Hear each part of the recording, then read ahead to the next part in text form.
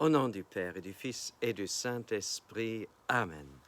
Béni soit notre Seigneur Jésus-Christ, béni soit la Vierge Marie, la maman de Jésus et aussi notre maman. Chers frères et sœurs, on pourrait titrer l'évangile de ce jour par cette question: comment est-ce que moi je connais Jésus? Est-ce que je le connais en vérité? Lisons dans l'évangile.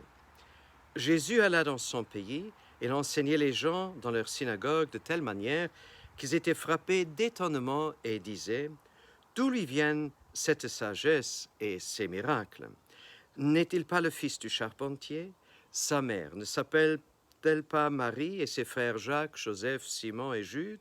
Et ses sœurs ne sont-elles pas toutes chez nous? Alors, d'où lui vient tout cela? Vous voyez cette pléthore de questions qui sont soulevées par rapport à la personne de Jésus, par rapport à tout ce qu'il faisait. Et souvent, nous expérimentons les mêmes choses. Nous disons: oui, je connais telle personne. On était copains de classe. Je sais encore dans quel banc il était assis. Je connais aussi quels étaient ses résultats, etc. Il était au milieu, il était parmi les derniers, il était parmi les premiers. Et on connaît aussi ses parents. Il vient d'une maison qui n'était pas trop bonne, etc. Et, chers frères et sœurs, si vite, nous avons classifié les gens. Nous nous classifions aussi nous-mêmes. Est-ce que cela est vraiment juste de le faire? Nous ne voulons pas être mis dans un tiroir. On ne veut pas avoir une étiquette sur le front. Alors, toutes ces questions, elles ne vont pas porter les gens à avoir une relation profonde avec Jésus. Alors me viennent cette idée et cette question: comment est-ce que nous connaissons Jésus? Est-ce que nous le connaissons de première main ou de second hand?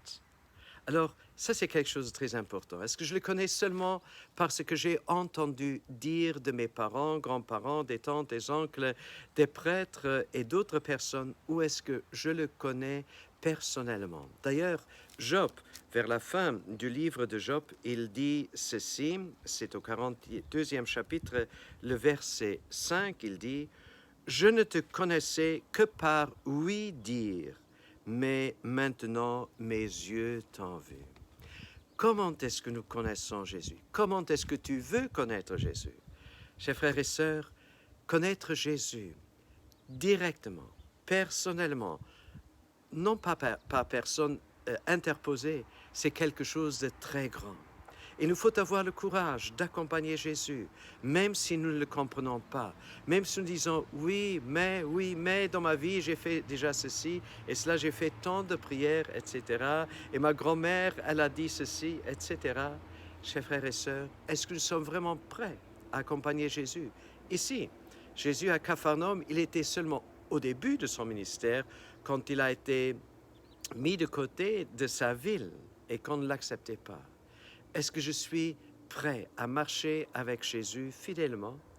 Alors, comment connaître Jésus davantage? Je me suis rappelé la fin de l'homélie sur la montagne où Jésus dit: « Tel homme qui entend ma parole et qui la met en pratique, il est comparable à une personne qui a fondé sa maison sur un roc. » Alors, le peu que nous avons pu comprendre de Jésus, de son évangile ou lors de la parole de Dieu, des actes des apôtres ou des lettres de Saint Paul ou même de l'Ancien Testament, des psaumes, alors essayons au moins de le mettre concrètement en pratique.